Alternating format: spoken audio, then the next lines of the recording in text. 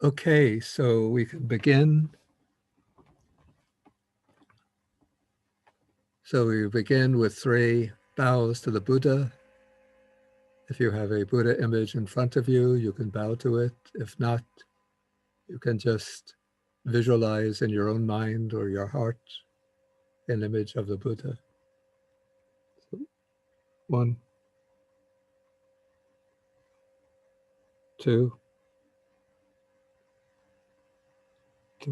3.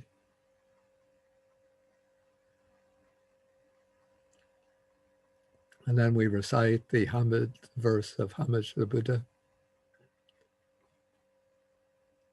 I want to make sure everybody is muted.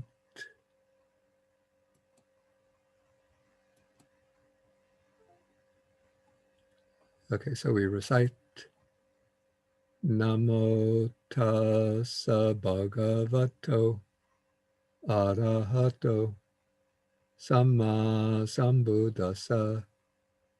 Namo tassa bhagavato arahato samma sambuddhassa.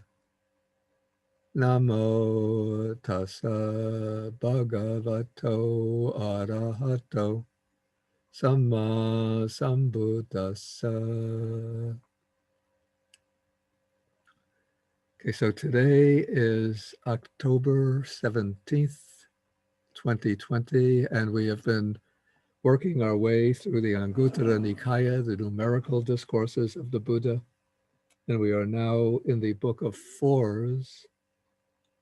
And in the last class, we're on a series of suttas which compare 4 kinds of ascetics or 4 kinds of practitioners, but the main distinction will be between the White Lotus Ascetic and the Red Lotus Ascetic.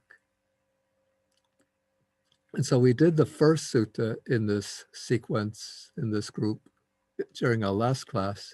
I just want to review quickly the 4 types of ascetics mentioned in that sutta, because the other suttas that follow use the same categories, but explain them in slightly different ways from one sutta to the next, sometimes even in contradictory ways. Okay, so in the initial sutta in the series, we have the 4 kinds of ascetics, then the one called the ascetic unshaken, the unshaken ascetic.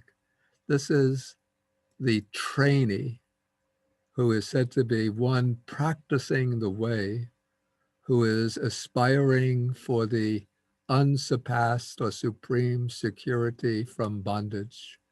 The supreme security from bondage, that is the term for nibbana.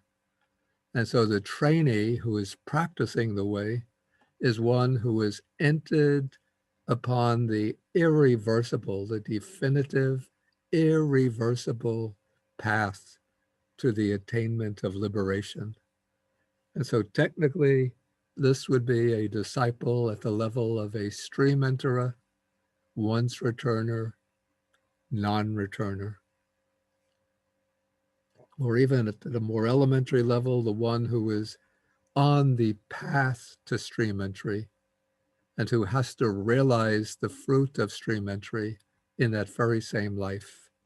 So that's why this person is said to be unshaken, and he's compared to the eldest son of a Kshatriya king, one who is not yet anointed, but who is in line to be anointed.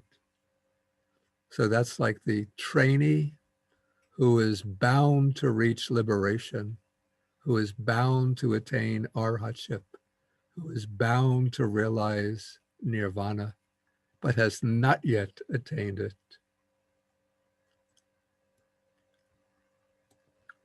Okay, then we have the White Lotus Ascetic. And this ascetic is so called because it's said in the commentary that the white lotus, in Pali or Sanskrit, this is Pundarika, has fewer than 100 petals. And so this is the disciple who has attained liberation, the taintless liberation of mind, liberation by wisdom. In other words, arhatship, but does not attain the 8 vimoksha, the 8 liberations. He does not dwell having personally attained the 8 liberations. And so if you remember the 8 liberations, we have 3 liberations which correspond to the 4 jhanas, but they're explained not explicitly by way of the jhanas, but it's a rather unusual explanation by way of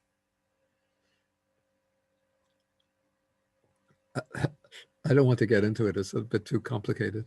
You just have to go back.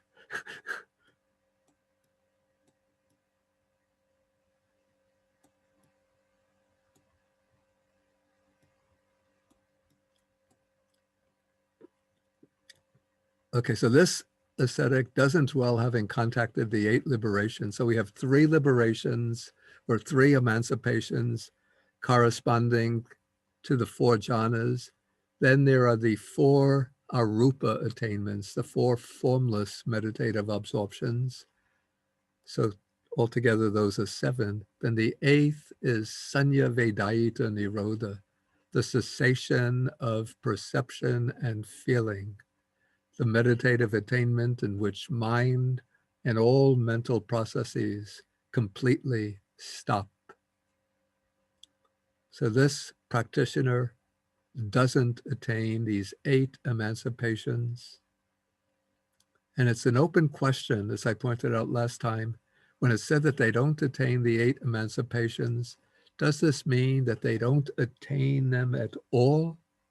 That they don't attain any of them? Or that they might attain the lower emancipations, but not the higher ones? The commentary takes it in the former sense, that this is a practitioner who doesn't attain any of the 8 emancipations. So the commentary identifies this practitioner with what is called the dry insight arahat. In Pali, this is the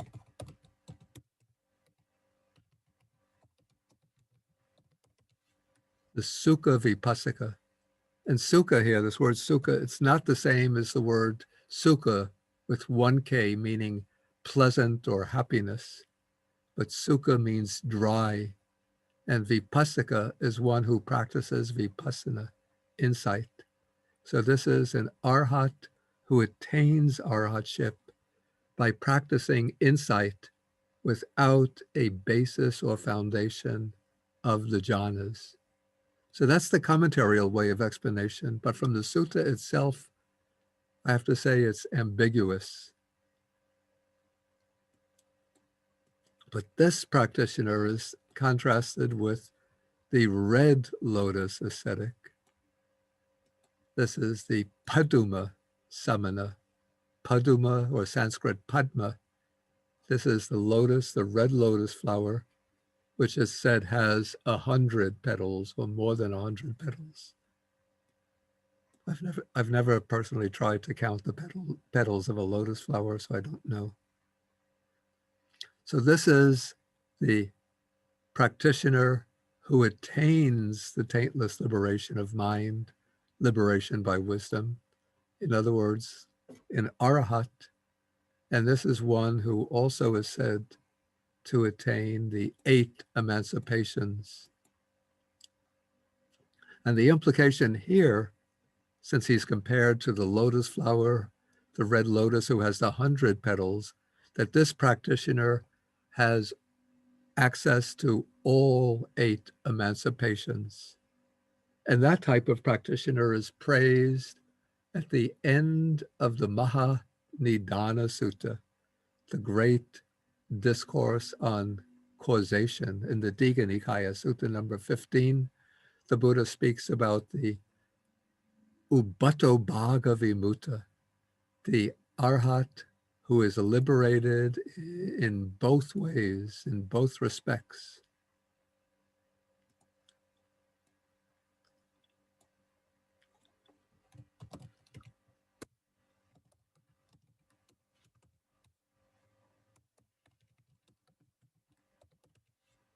And the Buddha says that of all practitioners, this is the foremost, the best, the most excellent. The Arhat who is liberated in both respects. That is, through wisdom, through the power of wisdom, he's liberated from the taints, from all defilements, and through the power of samadhi, he's liberated from all of the restrictions or limitations in the capacities or potential of the mind. So liberated by gaining access to the eight emancipations. So this is the Arhat liberated in both respects, from both angles. And then the Buddha speaks, the fourth is the one who's called the Delicate Ascetic among ascetics. And this, the Buddha is apparently here referring to himself, one who's fully provided with all of the requisites, who dwells together with his fellow monks in peaceful and agreeable ways. But interestingly, the text mentions that he attains without trouble or difficulty the 4 jhanas,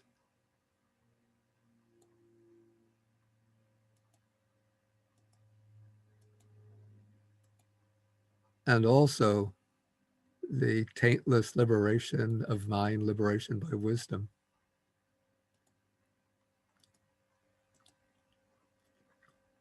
So somebody might argue that, well, the Buddha speaks about this disciple as gaining only the 4 jhanas, but not the 8 emancipations. So maybe, and then the Buddha says that this refers to himself. He says, I gain at will without trouble or difficulty the 4 jhanas. And I also gain the taintless liberation of mind, liberation by wisdom. So somebody who likes to pick an argument will say, so this shows the Buddha doesn't attain the all 8 emancipations, but only the 4 jhanas. But no, we shouldn't take that position. The Buddha has all the 8 emancipations.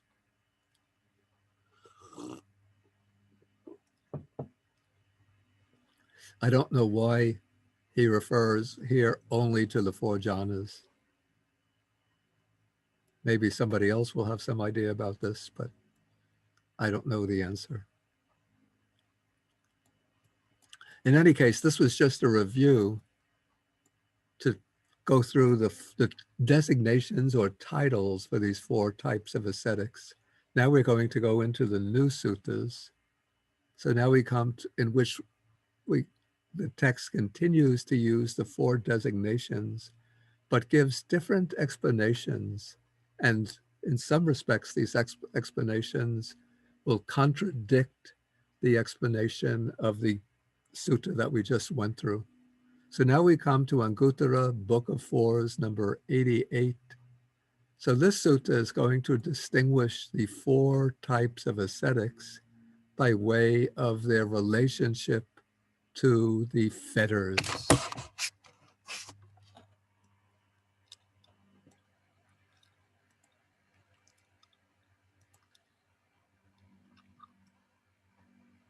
Yeah, the key word here, fetter, is sangyojana.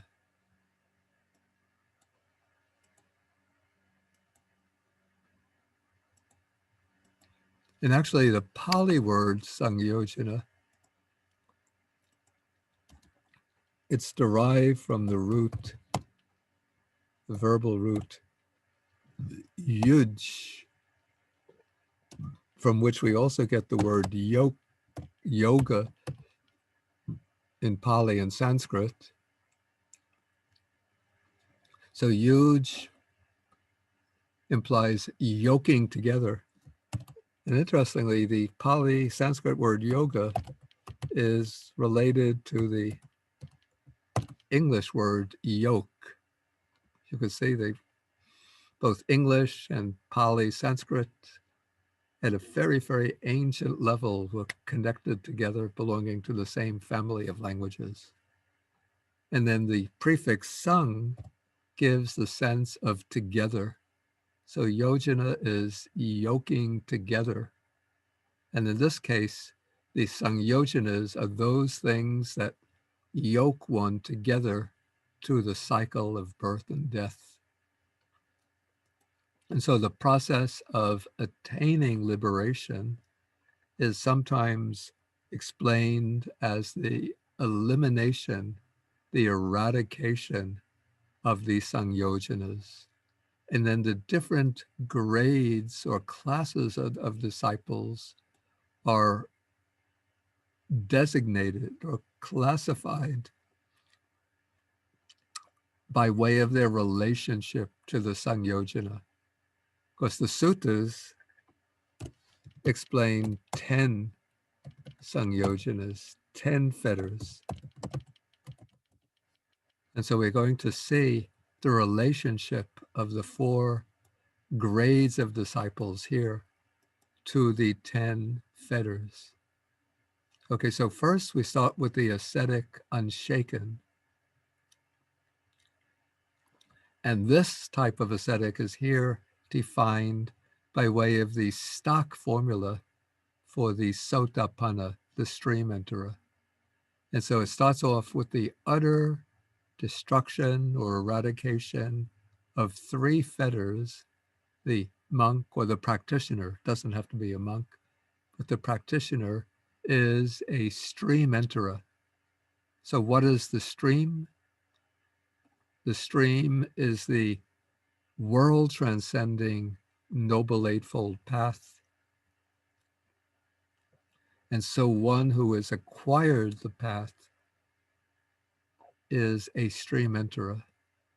And so with the attainment of stream entry, one is no longer subject to the lower world.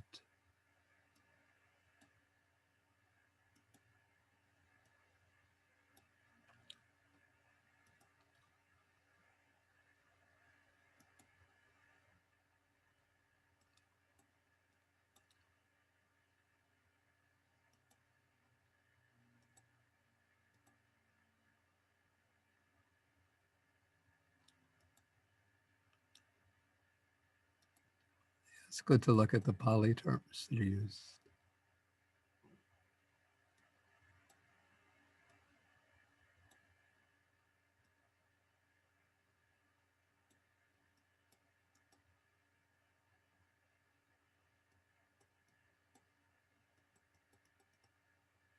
Is that an expression used? Are you seeing this?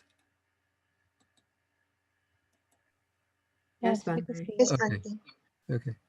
Okay, so the word used is avinipata dhammo.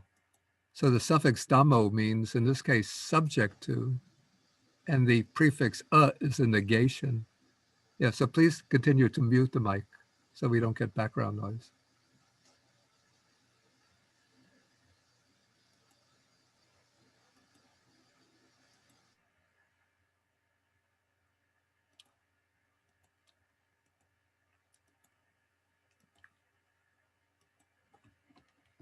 Okay, so we have avinipata dhammo. So vinipata is a designation for the 3 lower realms of rebirth. That is the hell realms, the preta realm, the realm of the afflicted spirits, sometimes called hungry ghosts, and the animal realm.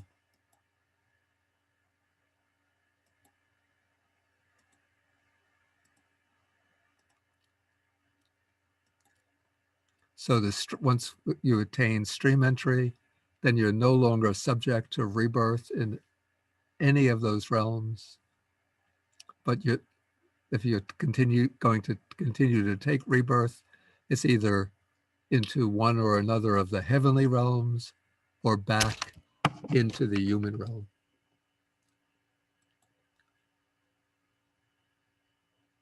Oh, I just realized I didn't pin the video. Okay, just continue like this.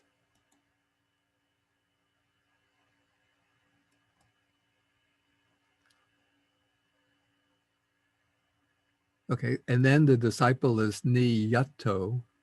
Niyato means fixed, fixed in destiny, determined in destiny, which doesn't mean that it's absolutely certain that in your next life you're going to be reborn in Canada, in near the city of Toronto, under such and such circumstances, but it means that one is bound to be reborn either in the human realm or in the celestial realms, but can't be reborn in any of the lower realms. And then Sambodhi Parayano. Parayano indicates the destination, the final destination. And Sambodhi is, of course, enlightenment, full enlightenment.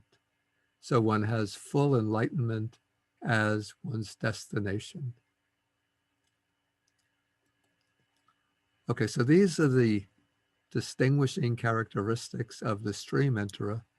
And what marks the decisive event for the attainment of stream entry is the eradication of tinang sangyojananang, the three fetters. So what are the three fetters that are eliminated by the stream enterer?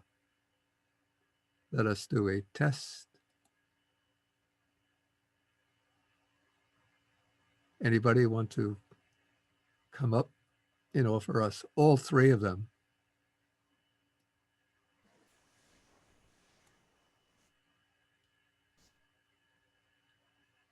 Yes, Bhante. Sense of self. Wait. The volume, my volume is too high.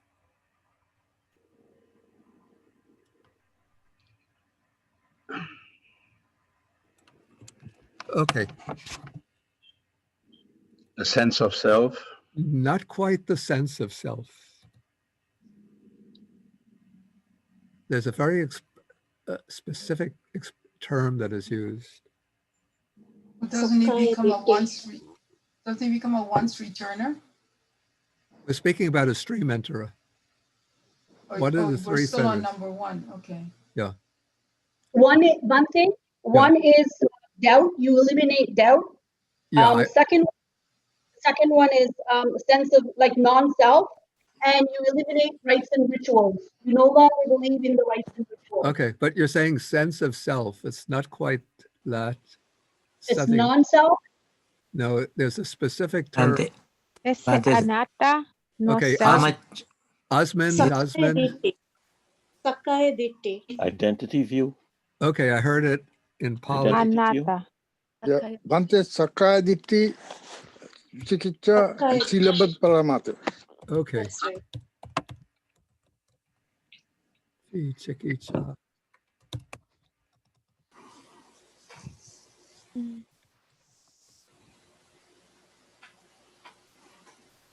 Okay, so Zakaya Ditti, some people were saying sense of self, but the reason I rejected that is because there's a specific word that's used here, Ditti. Ditti means a view. So it's not the sense of self that's eliminated, but it's a view, and the view holds in regard to Zakaya. So what is Zakaya? Zakaya is, the word means, it's a compound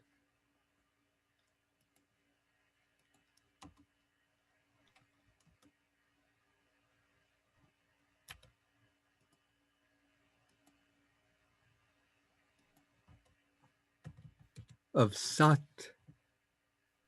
which means existing, and kaya, which means body, but more in the sense of a collection. So satkaya is the existing body. Then what happens is that for phonetic reasons, the T turns into a K. So Satkaya is the existing body, and this is taken to be the set of the 5 aggregates. So Sakaya Ditti is a view in regard to the 5 aggregates. And specifically, it is the view of a self in regard to the 5 aggregates. So sometimes it's called At Anuditti, a view about a self in regard to the 5 aggregates. So this is a view that takes one or another of the 5 aggregates as being a self or of standing in some relationship to a self, which sees a view that sees the self as standing behind, within, or above the 5 aggregates, or as the self as some kind of universal, all-encompassing entity that embraces the 5 aggregates. And so those were kinds of views of self that were common amongst the various philosophers and religious teachers during the Buddha's time. And so the Buddha rejected all of these views of self with his teaching of anatta, of non-self. But non-self is not a fetter. You could say that non-self is the antidote. The teaching of non-self is the antidote to Sakaya Ditti. So that is the first fetter. The second fetter is doubt. And this is Vicky, specifically doubt about the teacher. the Buddha, the Dhamma, the path, etc.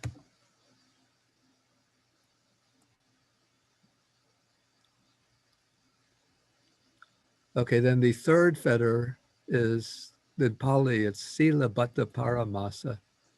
So the word paramasa is, sometimes we translate this as clinging, but it comes from a prefix para, which has the implication of contrary or inverted, upside down, in reverse. And then masa is a grip, holding or rubbing something. So gripping something in a distorted way. And what is gripped in a distorted way is sila bhatta. And then sila bhatta is a compound of sila plus, in Pali it's vata, Sanskrit vrata. And sometimes it's translated, often it's translated as clinging to rites and rituals. But I don't think that's the original sense of sila bhatta paramasa.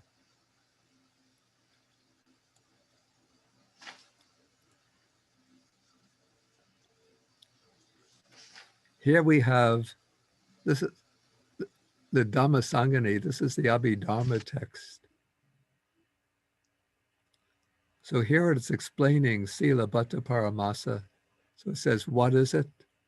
So it says, it is the view, it's a ditti, the view among ascetics and Brahmins outside here, that is outside the Buddha's teaching, the view that purification can be attained by sila, by some kind of undertaking of precepts, or that purification can be attained by some kind of observance. And this is taken to refer specifically to the kinds of ascetic practices that were undertaken by the non-Buddhist ascetics and Brahmins, the practices of, for example, undertaking long fasts by sleeping on beds of thorns, Wow. by exposing the body to the heat of the sun during the summer, or going naked during the winter. So various ascetic practices like that. And so it's that kind of view that is the way to purification. That is the way to liberation, by observing codes of rules or precepts, and by undertaking some of these extreme ascetic practices. So sometimes maybe because the Abhidhamma text says that it's the view among the ascetics and Brahmins outside here, we might think as Buddhists, we don't have any such view. But in fact, I think many Buddhists, I'm sorry to say, do hold the view that they can achieve purification or liberation simply by observing silas, the codes of precepts, and by observing certain observances, by practicing certain observances like worship of the Bodhi tree, going on pilgrimage to sacred places, reciting certain sutras a certain number of times, making abundant offerings to the Buddha images. So I think even though the Abhidhamma text ascribes Sila Bhatta Paramasa to the outside ascetics or Brahmins, I think this is a deeply human tendency to expect to be able to achieve liberation by what we might call external practices, practices that don't involve training and transforming one's mind and one's understanding. Okay, so these are the first three fetters.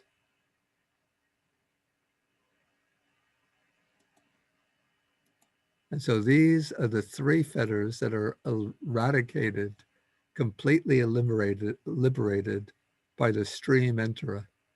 And so the reason the stream enterer can eliminate these three fetters is because the stream enterer attains what is called Dhamma Chakku, the eye of Dharma. And it's also called Dham Abhisamaya, the realization of the Dhamma, the penetration of the truth of the Dhamma. And so with this penetration, with this opening of the eye of Dhamma, the person, just before attaining stream entry, sees that the five aggregates are utterly and essentially anatta, non-self. And so the stream enterer can no longer hold to any view of self in existing in relation to the five aggregates. Then the stream enterer sees nibbana as the liberation, the state of final liberation, and thereby penetrates all four noble truths. And so now the stream enterer has no doubt at all that the Buddha is the truly enlightened one, that the Dhamma is the truth, that there is a noble Sangha of those who have seen the truth of the Dhamma, and that the path leads to liberation.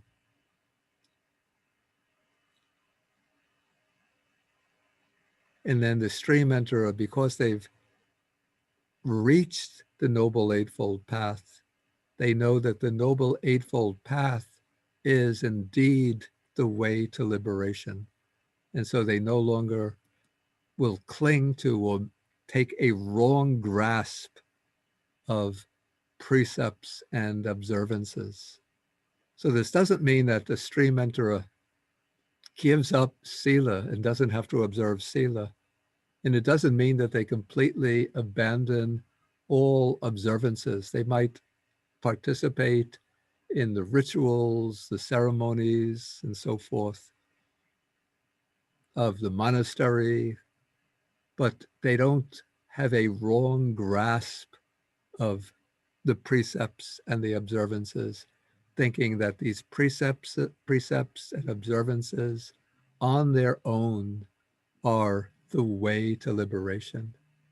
They know without any doubt at all that it is the inner transformation brought about through the Noble Eightfold Path, the transformation of one's views, one's conduct, and one's understanding and one's mind that leads to liberation.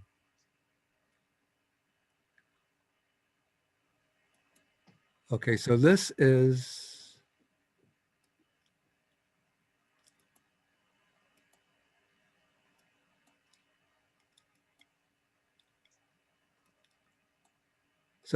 the ascetic unshaken, the one who's a stream enterer, no longer subject to the lower world, the lower realms, fixed in destiny, heading for enlightenment. Okay, now we come to the next type of person. This is the White Lotus Ascetic. And the White Lotus Ascetic here is defined quite differently from the White Lotus Ascetic in the previous sutta. In the previous sutta, the White Lotus Ascetic was an arhat, but the arhat who lacked the 8 vimokkha, the 8 emancipations. Here, the White Lotus Ascetic will be defined as the once returner,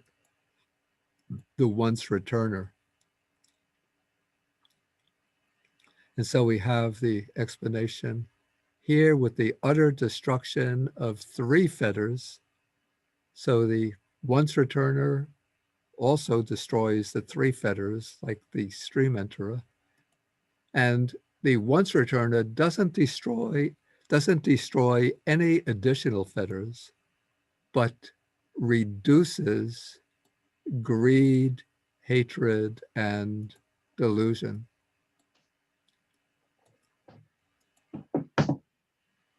And interestingly, the word that's used for diminishing, the Pali word is tanuta.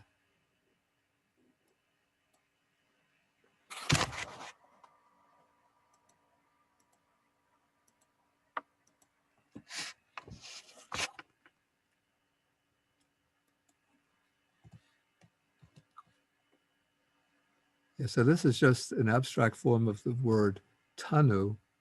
And the word tanu, it's related to the English word thin. So it is the thinning out of greed, hatred, and delusion. They're not yet eradicated, but they're diminished. They become thinner, weaker, no longer obsessive. And so with diminishing greed, hate, and delusion, now one becomes a once returner who, after coming back to this world, to the human world, one more time, will make an end of dukkha. So in that way, the person is the White Lotus Ascetic. There are various subcategories of the once returner, but we don't have to go into them now. Okay, then the Red Lotus Ascetic. In the previous sutta, the Red Lotus Ascetic was defined as the arhat who can attain the 8 emancipations. But here, the Red Lotus Ascetic is defined as the non-returner. So the one who doesn't return from that world. It doesn't actually use the expression non-returner, but we could understand that that's what is intended. and one becomes a non-returner with the utter destruction of the five lower fetters. So one becomes Opapatika.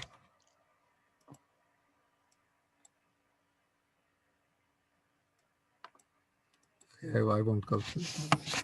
So the Opapatika means one who takes birth spontaneously, not through biological conception and development in the womb, and then parturition, separation from the womb, but the non-returner takes spontaneous rebirth, just reappears just like with the snap of the fingers. Before you don't see him, now you see him. And then he's due to attain final nibbana. And when he takes spontaneous birth, it's not in the sense or desire realm of existence, but he takes spontaneous birth in the form realm. Usually it's said in the pure abodes, a set of 5 planes of existence in the form realm that are reserved for non-returners. And then he attains final nibbana, final liberation there within the form realm itself, never coming back from that world into the desire realm, back to the human realm or to any even of the heavenly realms, the desire sphere, heavenly realms. He never comes back there, but reborn in the form realm and attains final liberation from the form realm. So that is the Red Lotus Ascetic. And then how is the person the delicate ascetic among ascetics?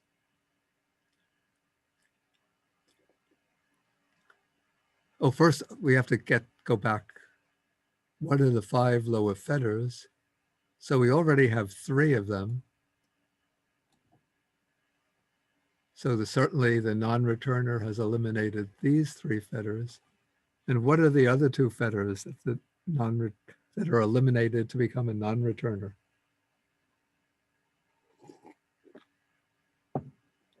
Amaraga and Patiga. Okay. Kamaraga, and what is the meaning? Sensual pleasure. Not sensual pleasure. Sensual desire. Desire. Yeah, it's a sensual lust. And the other is patiga. Atika. And what is the meaning of patiga? Ill will. The will. Yeah, ill will, or maybe we could say aversion. And so these 2, and this is taken to be a synonym for vyapada, which is ill will.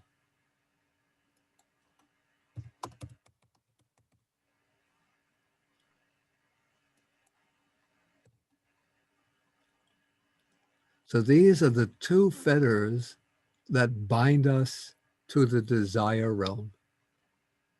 So the desire realm, we have the lower heavens, the sensual heavens, the human realm, and then the 3 lower planes, the hells, the animal realm, the sphere of ghosts. So the stream enterer, non-returner, are free from the 3 lower realms, but they still take rebirth in the desire realm, either as a human being or in the lower heavens. But the non-returner has eliminated these 2 fetters.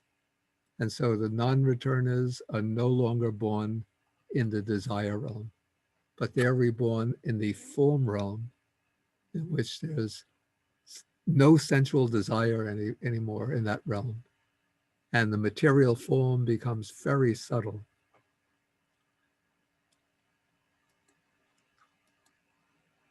Okay, now we come to the last of the four ascetics. This is the one called the Delicate Ascetic among ascetics. And this is the one who has attained the taintless liberation of mind, liberation by wisdom. And it's said with the destruction of the taints. So this is, in other words, this is the Arahat. And so the taints, what's the word is used for taints here, is the asavas.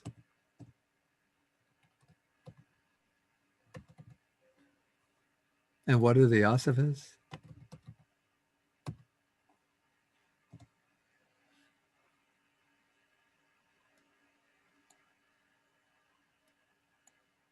We have three of them. What are they?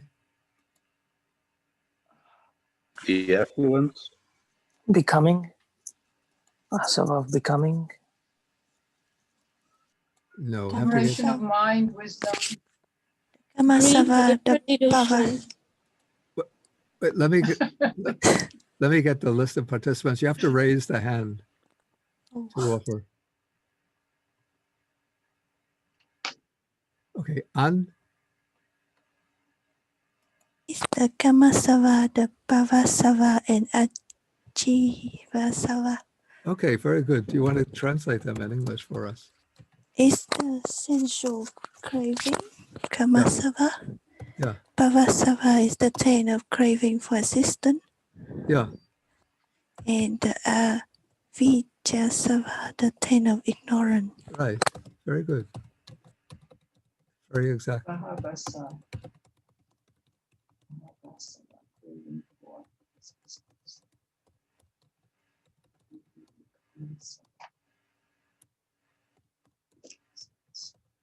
Okay, so these are the taints.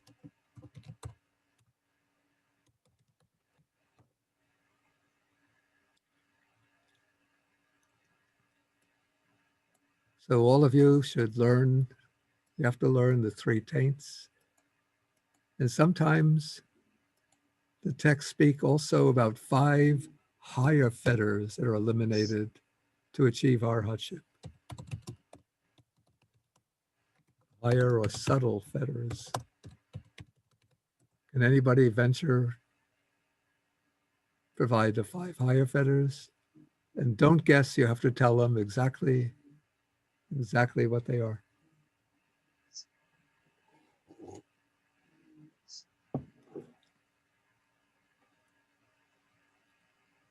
Nobody? Restlessness. We have to get them in order and exactly as they are. Olivia, I believe, Bhante, that they are a disinclination to the formless realm, restlessness and conceit. I don't know the Pali words, I'm sorry. okay. Well, we want to get the fetters rather than, you're partly right, but let's get vinu or vinu. Material rebirth, desire, immaterial rebirth, desire, conceit, restlessness, and ignorance. Okay. So desire for, how did you put that? Material rebirth, Yeah. desire. Okay, I'm not sure. we'll use the form realm. Desire for existence in the form realm. Desire for existence in the formless realm. Immaterial rebirth, desire, conceit, restlessness, and ignorance. Did I got it right? Yeah.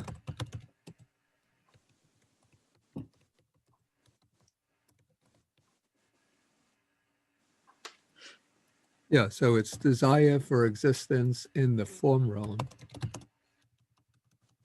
So this is a kind of subtle craving. It's subtler than, we're mostly acquainted with the sensual craving, But those meditators who gain the jhanas can develop a subtle attachment to the jhana, to the bliss, peace, the tranquility of the jhana. And so there's a subtle attachment to that peace and bliss of the jhana. And then that can turn into a craving for existence in the subtle form realm. And then those meditators who attain the formless meditative absorptions can develop a subtle craving for that experience of that utter tranquility and equanimity of the formless meditations. And then on that basis, they develop a craving for existence in the formless realm. And so even if the meditator gains the jhanas and the formless attainments, as long as they have this very subtle craving, they're not liberated from samsara, but they go on from life to life, including sometimes reborn into the form realm or the formless realm. Then when the life is finished there, back into the human realm. And then from the human realm, they could fall even to lower realms. And then there's conceit, which in a non-returner exists even in a non-returner, but not as the gross conceit. Oh, I'm so great, I'm the best. Whatever I do is the most outstanding. Not like that, but it's a very, very subtle conceit of the sense I am superior, I am equal, I am inferior. Just subtle thoughts like that are manifestations of this conceit. And then there's a certain restlessness, even in a non-returner, who can easily attain the jhanas, but just a little tendency for the mind to get off balance, especially if they become negligent and don't persist in their practice of samadhi, then that restlessness can manifest. And then there's still, even in the non-returner, a residue of ignorance. The way I sometimes explain this is that we have in the ordinary person, a person without any level of realization, ignorance is like the moon on on the night of the dark moon. So there's that full darkness is the fullness of ignorance. With the attainment of stream entry, then it becomes like the quarter moon. So 1/4 of the moon, the crescent, is bright, but there's still 3/4 of darkness left. With the attainment of the stage of once returner, it's like the moon after a week when the moon is half bright and half dark. That half darkness of the moon is like the ignorance that remains in the once returner. Then the non-returner eliminates another slice of ignorance. And so the mind of the non-returner is like the moon, you could say 10 days, is it 10 days or 11 days after the dark moon, where the moon is now illuminated. 3/4 of the moon is bright and shining, but there's still 1/4 of the moon is dark. That 1/4 of the darkness, that is the ignorance remaining in the non-returner. And then the Arhat eliminates that 1/4 remaining ignorance. And so the Arhat's mind is like the full moon, fully bright and radiant in all respects, like a circle of radiance, of radiant light.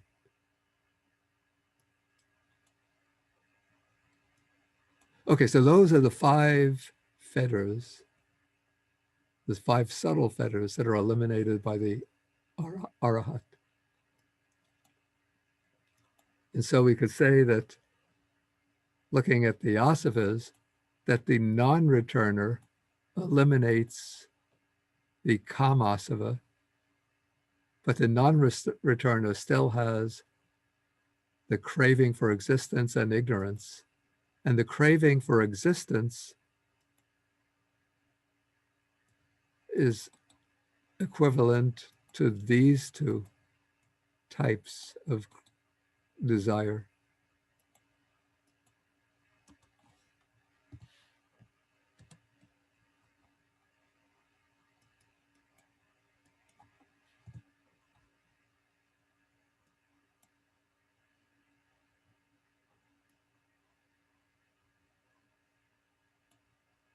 Yes, so these 2 come under the asava of craving for existence. And then, of course, the fetter of ignorance is identical with the asava of ignorance. But we have 2 other fetters that are not represented amongst the asavas.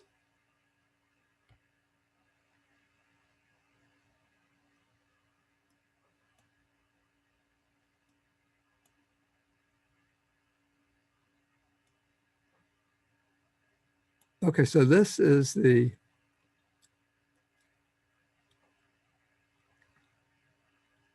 person who's called the delicate ascetic among ascetics. Okay, so that takes care of this sutta. Now I'm just going to go quickly through the next sutta, sutta number 89. Here, again, we have the same opening statement, 4 kinds of ascetics, but we have somewhat different explanations. Here we have the ascetic who's unshaken, and this is the monk who has the 8 factors of the Noble Eightfold Path. So this is not just one who is practicing the path in the ordinary way, but this is one, in other words, this is a person who is a trainee, who has gained at least the stage of stream entry, has seen the Dharma, and by seeing the truth of the Dharma, has acquired the 8 factors of the Noble Eightfold Path. But this person, because they're a trainee, they have to continue to develop, to cultivate these 8 factors of the Eightfold Path. And when they cultivate the 8 factors of the path at its culmination, they attain arhatship. And the attainment of arhatship is marked by the gain of 2 additional factors: right knowledge and right liberation. So one cultivates the 8 factors of the path, and when these 8 factors of the path reach their maximum degree of development, they give rise to right knowledge, which is the clear, direct, experiential realization of the 4 noble truths in their totality.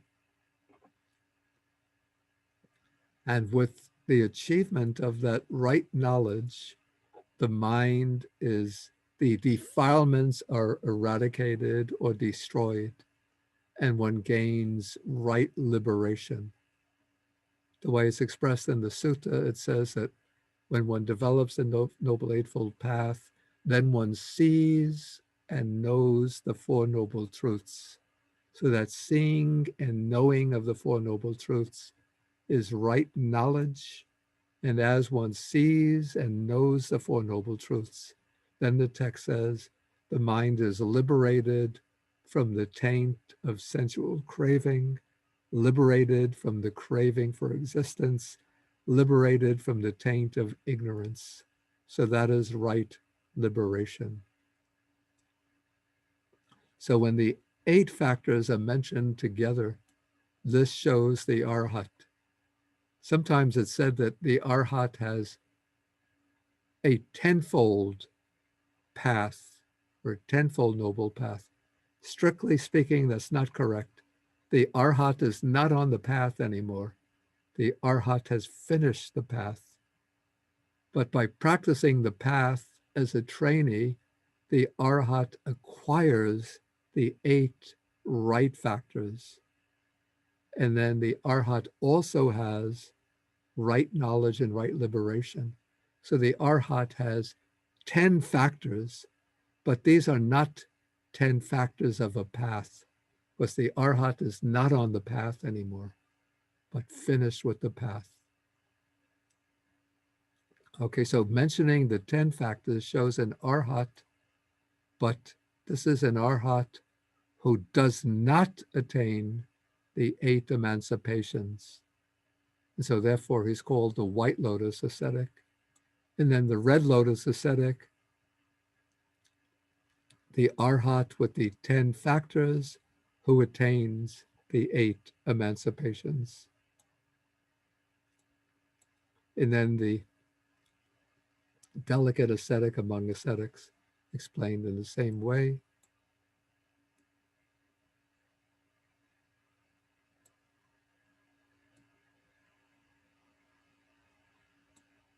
Okay, maybe I should take the questions now. So let us go in sequence. So we take, is it Vinu or Vinu?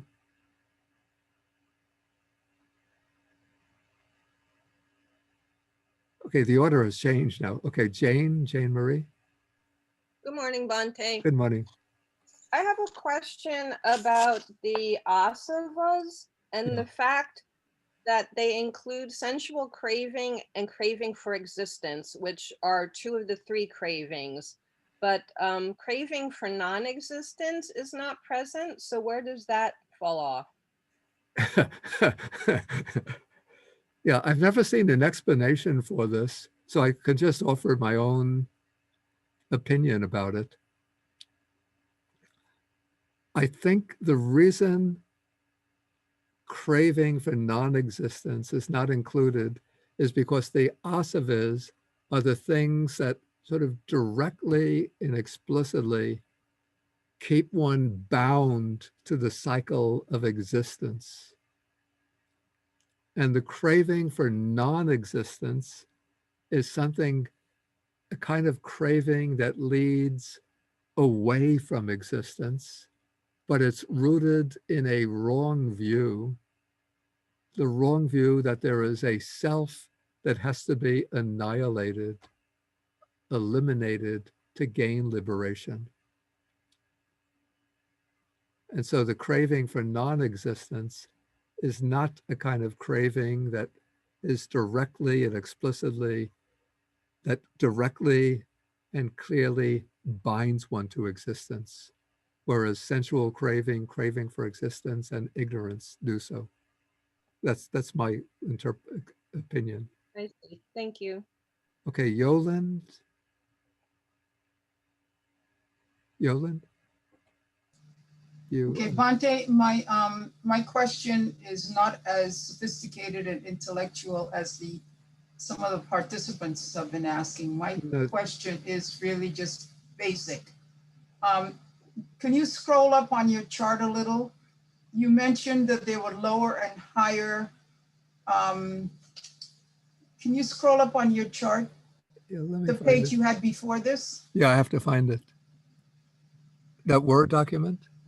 Yeah, the Word document. Yeah. Okay. The 5 higher fetters. Okay, so there are 5 lower fetters and 5 higher fetters, correct? Yeah, or 5 gross, let's say grosser fetters and subtle fetters. Yeah. Okay. And first you get rid of the grosser fetters and then you get to the higher fetters. Okay. But why did the Buddha and his friends or his participants or whatever sit and think about this stuff? What again? Why did the Buddha find it necessary to sit and think about the different kinds of all these different things? About what was the purpose of the Okay. I see the question. The purpose, I think, is to show what are the particular factors in the mind have to be eliminated through cultivation of the path. Okay. Yeah, particularly we can see clearly with the first three. Okay, so the big obstacle that keeps the person in bondage would be a view of self, of a self existing in relation to the five aggregates. So first we have to get rid of that view of self. And we start off by adopting at the conceptual or intellectual level the Buddha's teaching on anatta, on non-self, but we don't yet have realization of it. So that fetter of Zakaya Ditti is still present, but even though we know the antidote to it. But as one goes on practicing insight, one starts to see into the truth of non-self. And then when that insight reaches a level of the path, then one penetrates and directly sees the truth of non-self. So then one gets rid of the view of a self. And then, of course, doubt is a big obstacle.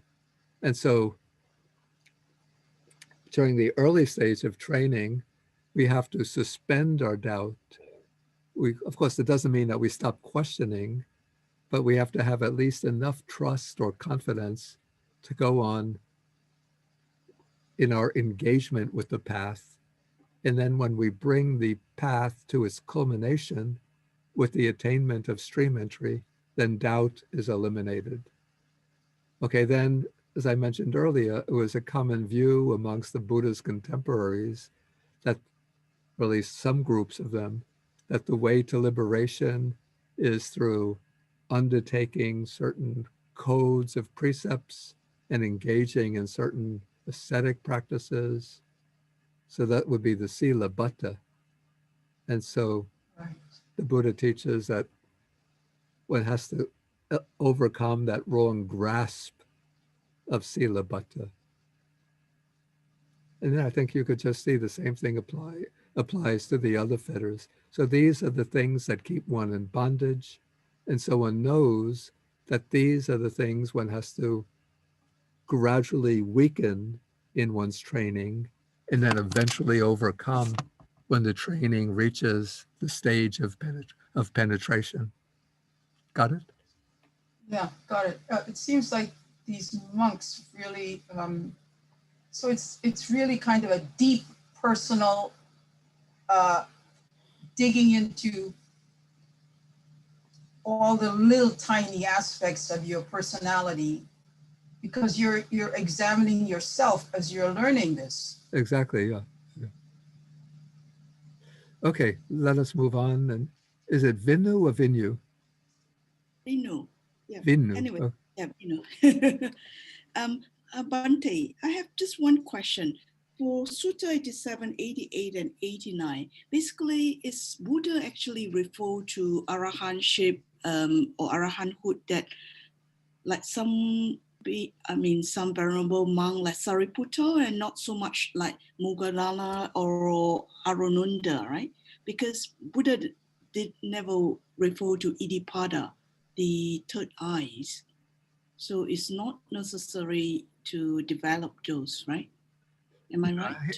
Here, there's no mention of the superpowers here. So basically, it's just referred to the 8 emancipation of the 4 jhanas and the 4 arupa jhana? Yeah, the distinction is made simply in that way. Okay, right. Thank you. That's all. Thank you. Okay, then You're wrong. Monday, I'm sorry I didn't quite catch what you said about the 10 factors of Arahan. Could you explain again what they are and what they're Okay. about?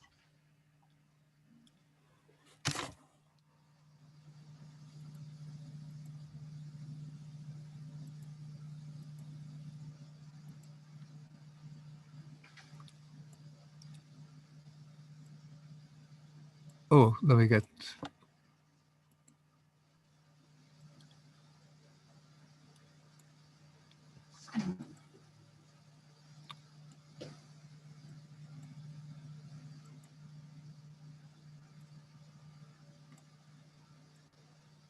Okay, so we have with the White Lotus Ascetic, we have these are the 8 factors of the Noble Eight. I'm sorry, the Ascetic Unshaken. Here we have the 8 factors of the Noble Eightfold Path, right? Right view, right intention, speech, action, livelihood, effort, right mindfulness, right concentration. So those we're familiar with again and again through the Noble Eightfold Path. And these factors, though we are practicing them as ordinary people, we practice them in our day-to-day life. So at least we try to acquire right view, to formulate right intentions or right motivations, to observe right speech, right action, right livelihood, to make that effort to develop and purify the mind by the practice of right mindfulness and gaining right concentration. So that's the Eightfold Path of an ordinary person. But then the ascetic unshaken, the one who is the trainee, is one who has reached at least the stage of stream entry. So that practitioner possesses now the Eightfold Path. So the 8 factors are now become like 8 factors of their character, of their personality. But they still have to develop the 8 factors further, particularly to develop right mindfulness, right concentration, to bring the fulfillment of right view. And these are for the person who's a trainee. This is the truly noble Eightfold Path.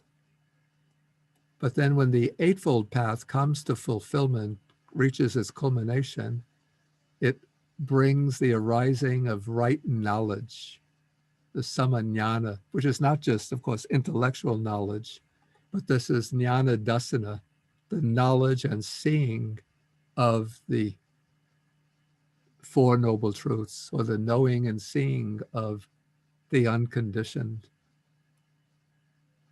And then with that attainment of right knowledge, then the asavas, the taints are destroyed, and the mind is liberated, permanently liberated from the taints. So this becomes right knowledge and right liberation. And so the arhat possesses these 8 factors as sort of the defining constituents of their arhatship. But what I said is that these are not path factors, because the arhat doesn't have to cultivate a path anymore, but they're more or less just, you could say, 8 permanent acquisitions or possessions of the arhat. Does that make it clear? Yes. I understand now. I understand now what is the equivalent in the Chinese. So I understand it now. Thank you. Thank you too. Okay, Heinz. Heinz. Yeah, good morning, Bhante.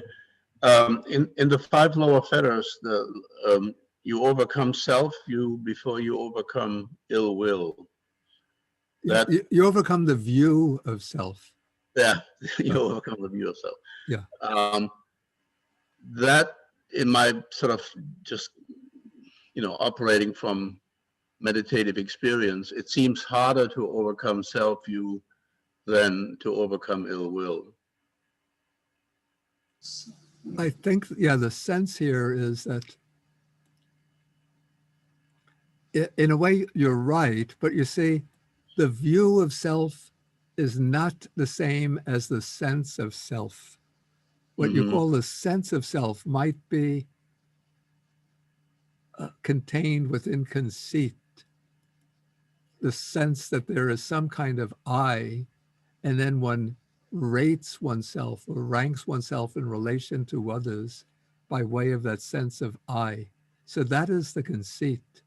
But the Zakaya Ditti is a view of self that is like a philosophical view, a theoretical view, a conceptual view of a self.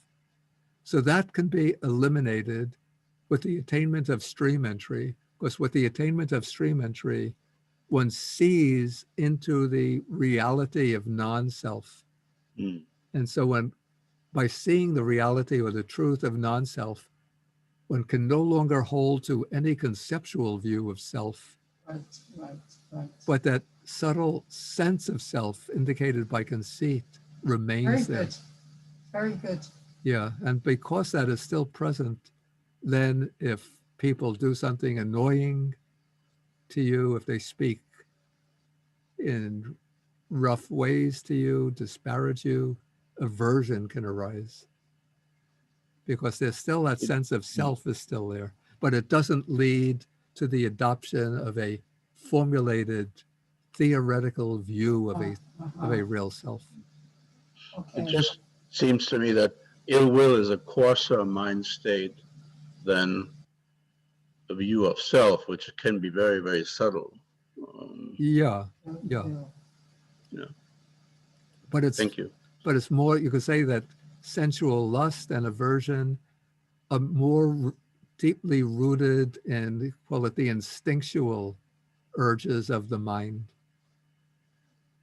So that, animals will have sensual lusts. Of course, they have to reproduce. So they have sensual lust, and they clearly have aversion in that they get angry, they attack each other. But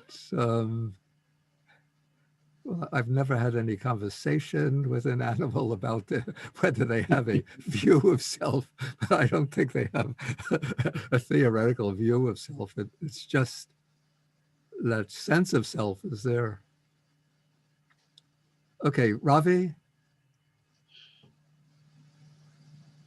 Ravi? Yes, Bhante. John Marie asked a question which is very similar to this. Just a bit of clarification, Bhante. From childhood, we have been hearing about Kama Tanha, Bhava Tanha, and Vibhava Tanha. Yeah. Now, here we discussed about Kama Asava, Bhava Asava, and Avidya Asava. Yeah. Now, is there some sort of connection between the two? Between what two? Where the word changed from Vibhava to in Tanha to Asava in to Avidya in Asava, the third one. No.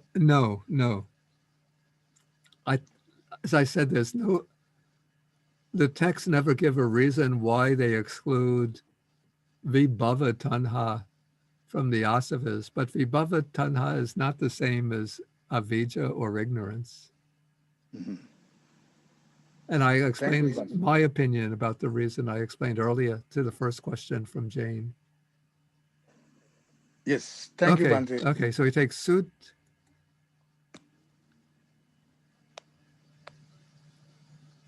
Sut. Thank you for taking my question, Bhante. I think you may have just answered the question, actually. My question was, how does, with regards to 5 subtle fetters, how does even a subtle conceit exist in someone who's a stream enterer, or even like somebody who's higher than a stream enterer? But then I guess you're saying they have eliminated the view of self, but the sense of self still exists. Is that right? There's still a subtle sense of self persisting there. And it can take the form of, I have attained this, or disappointment, I didn't attain that. Right.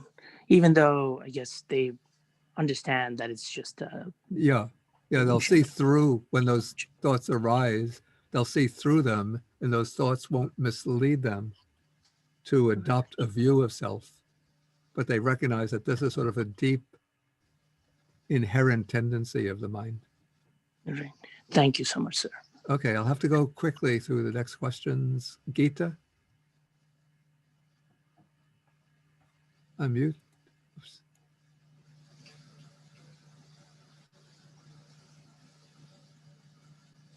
Gita? Okay, we go to Heather. Unmute. Yeah, thank you, Bhante. I'm just wondering if you have any way to advise what our awareness should be about these different levels, right? Like, I'm just curious if, we should even be examining or considering, like, where am I in stream entry, or like, or is it something that we're just kind of like, it's like not fruitful to even think about or worry about? Yeah, I don't like to tell people to be concerned about which level they're at unless they really think that they've attained that. But I always think, like, just let us take the Buddha's teachings that are practical and apply to our daily life and put them into practice in the confidence that if we develop them, then we will reach at least the first level, the level of stream entry. But I don't like people to start pondering, am I at this level? Am I at that level? How can I get to this level? Then it becomes, you turn these levels into objects of grasping. Okay, was that Gita? Yes, Bhante. Okay. Thank you for teaching us. It's been fantastic listening to your lecture. Bhante, I have a question for you. You know the sixfold purity of an Arahant? When we are in this path and going through the stages, are we gradually developing the detachment to the aggregates, the elements, the senses, and letting go of the I and mine? Because the sixfold purity of an Arahant is a completion of the path. So are we gradually developing this sixfold purity as we are traveling in the stages, Bhante? I would assume so. Yeah, because that's what I was thinking. I don't remember what is the sixfold purity. Okay, no, it's like the 5 aggregates of clinging, the 6 elements, and then regarding the 6 senses, I or mine, and detachment to the 4 nutriments, which is the edible food, contact, intention, and consciousness. Oh, and yeah, then detachment regarding the 4 yeah, expression. I see. Yeah. Yeah, that's mentioned just, it's in one sutta in the Majjhima Nikaya. Yep. So I'm just wondering, because by the time you reach the arahantship, you've developed everything. Like you're reached the farther shore. Yeah. But we're on the training. So Yeah. I'm thinking that we're gradually reducing all of these defilements. Yeah, yeah. Yeah, that's all I wanted to verify with you. Okay.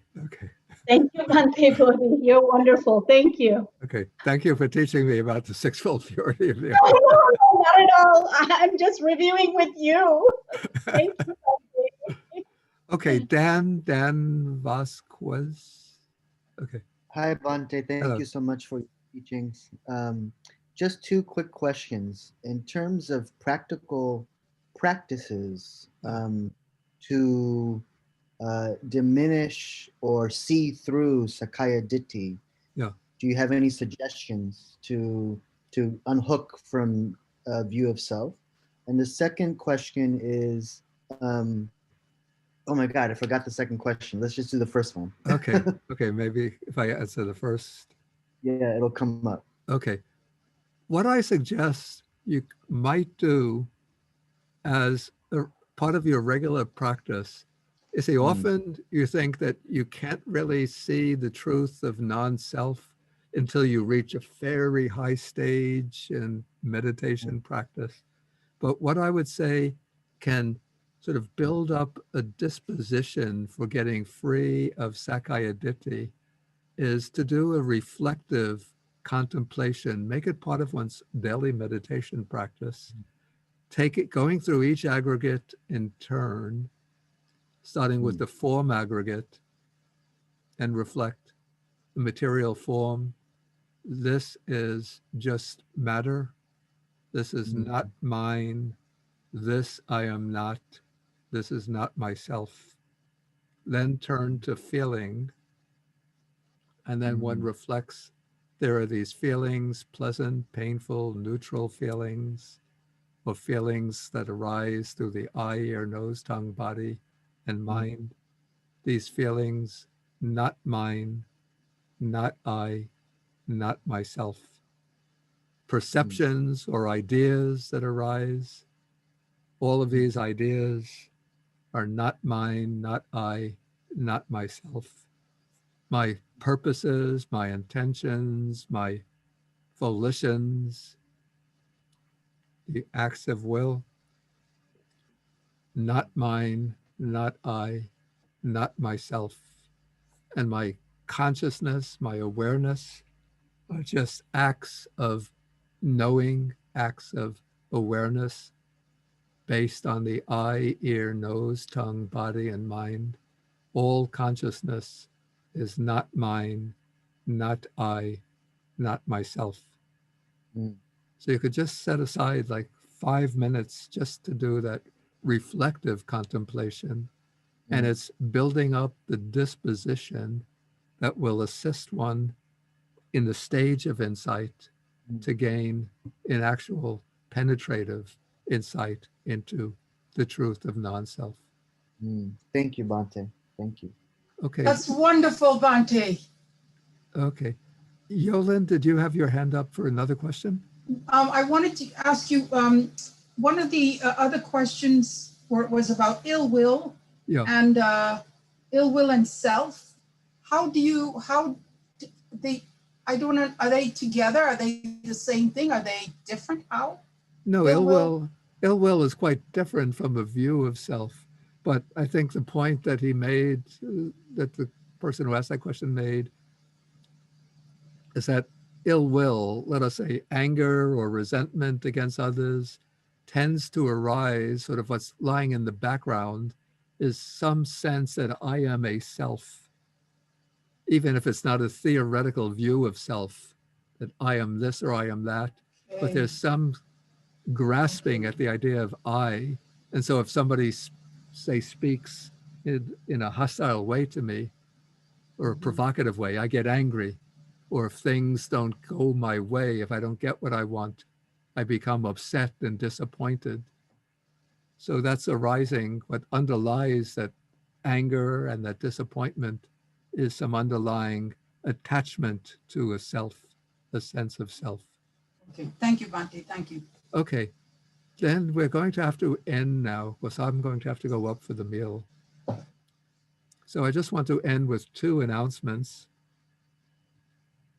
So one is that next week, we will not be having a Dharma class in the morning, because in the early afternoon from 1 to 3, the organization that I established, Buddhist Global Relief, we will be having our, we call it the National Action to Feed the Hungry.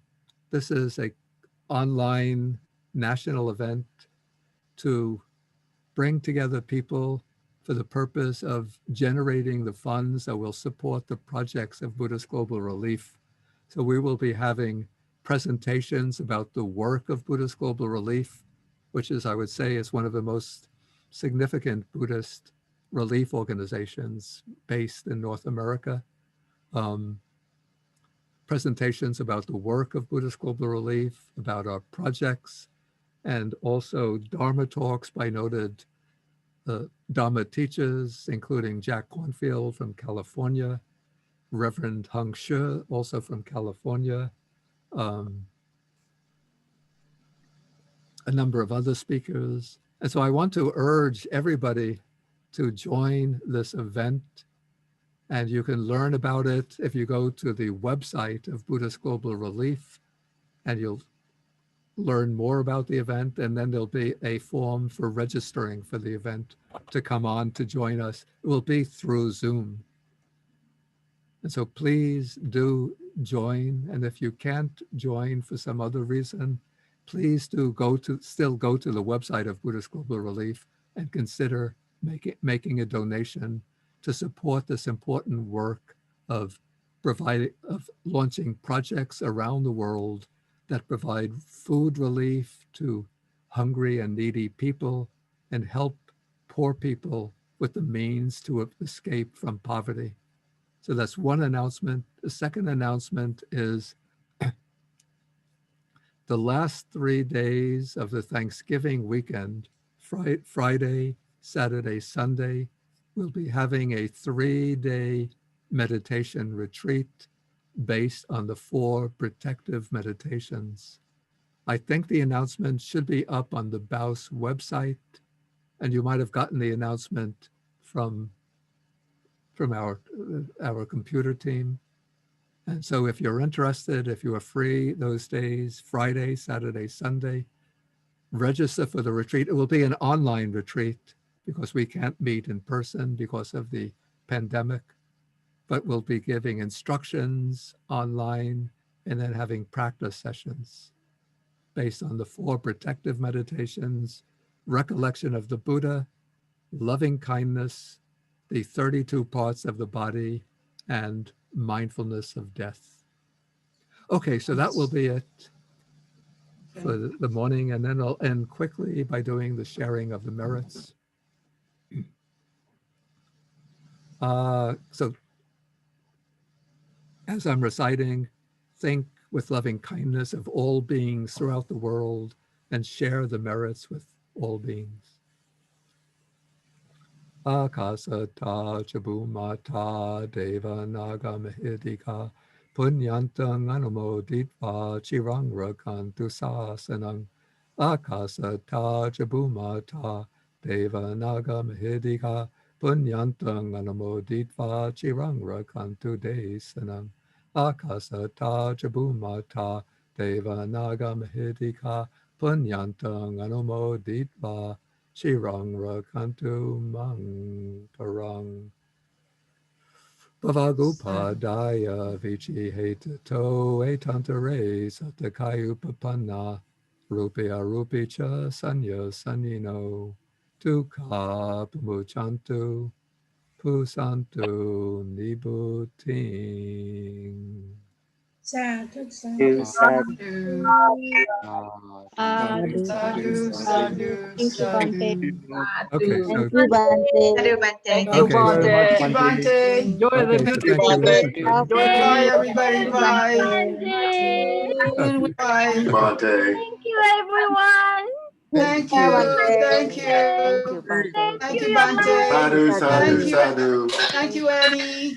Yes, everyone. Thank you, Ravi. Okay, I'm going to end the call now. Thank you, dear Bande.